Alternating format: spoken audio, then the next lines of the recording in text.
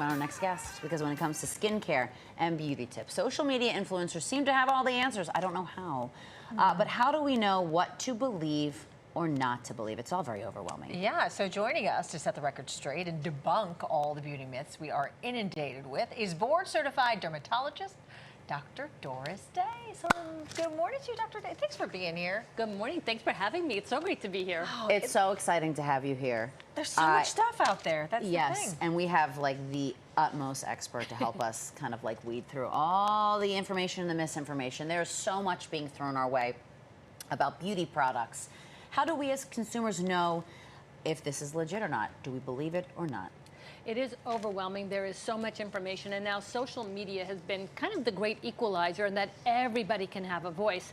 So I think it's really important to look for who's giving you the information. Having a degree of board certification in dermatology is really helpful. And even then, I look at other colleagues, and I don't always agree with everything they say, so there's always context to things. So when someone says, everyone should do this, or no one should do this, that's usually wrong. It's usually what works for you. So it's information to take in, ask your doctor about. It's not personal advice, it's guidance. And you should take that with a grain of salt too. Not just because they have 1 million followers on TikTok. Yes. Right. All right, so we're going to state some skincare advice that has been surfacing online, and then we would like you to tell us if it's myth or fact. All right, let's do it. First up, sunscreen causes cancer. Myth or fact? That's a myth.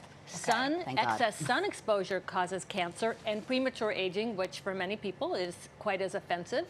So in order to protect your skin, sunscreen ingredients are regulated as drugs by the FDA. That's why we don't have new ingredients here. In Europe, they're regulated as cosmetics, and there's a lot more options in Europe, and I think there's great options there, but they don't get to come here because they don't have the safety data that the FDA requires in order to be approved to be used in the US. So look for an SPF 15 or higher. Dermatologists will say 30 or higher.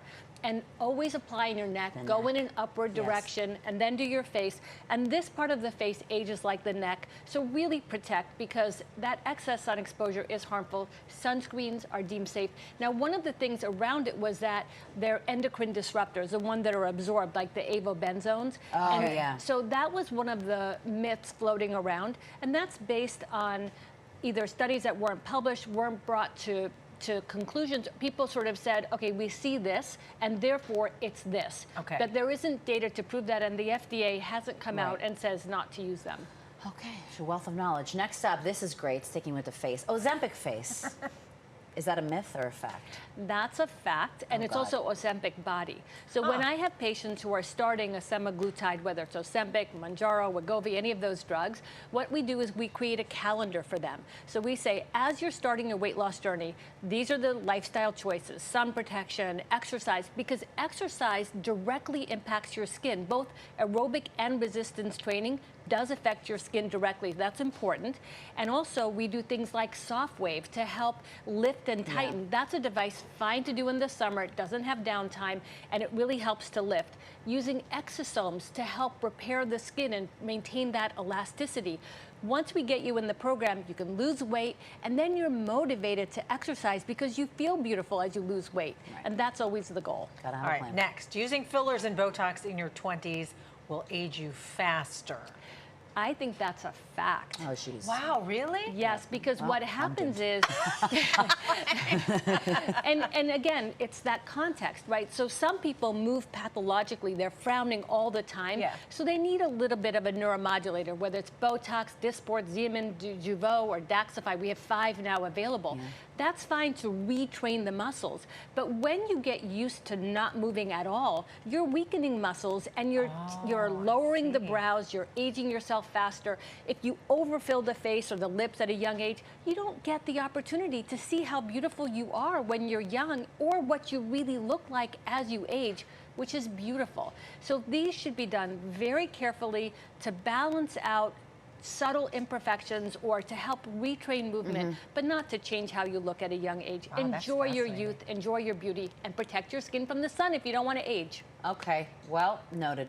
Next up, skin ages faster once you are in menopause, myth or fact? That is a fact. Oh. You can lose up to 30% of your collagen in the first 5 years post-menopause. So one is see a good doctor who knows how to do hormone replacement, see if you're a good candidate, start it in perimenopause. I always know when someone's in perimenopause, they come in and they go, my face just fell apart. As a dermatologist, I see signs of menopause and perimenopause before their gynecologist does, because Wow. I see the signs in their skin. yeah. It gets drier, you start breaking out like a teenager. So many signs are Fun. there. Good and stuff. that means your body needs estrogen, so you need to replace it sometimes. Oh, we got time for one more. Next, the order in which you apply your skincare matters in its effectiveness. That's true. It is. So that's a fact. So when you apply a product that's very occlusive, it's thick, we were talking about like Vaseline or Aquaphor, that's going to prevent things you apply afterwards from penetrating. Generally, the first 3 things you apply are going to have the most benefit, and then it's diminishing returns after that.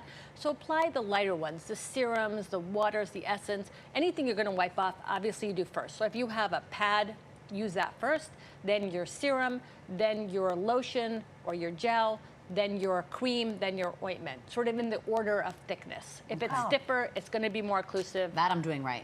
Oh, me too. You're doing a lot right. I know. can She Okay. looks beautiful. All right, now we have time for a bonus question. This Okay. is the real last one. I already don't like this. Sleep deprivation, does it cause dark circles? Myth or fact? That's a fact. It does. Yeah, there's, when you tell someone they look good, what do we say? You look well rested. Yes. Right? You look Yes. like you've been on holiday when you're well I rested. usually get that. You look tired. Yep. Oh, yeah. Thanks so much, honey. Just lie sometimes.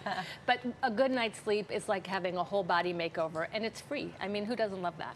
For the mentals and for the physicals. Who That's doesn't want right. to sleep? Dr. Doris Day, thank you so much for being here and dropping all this knowledge.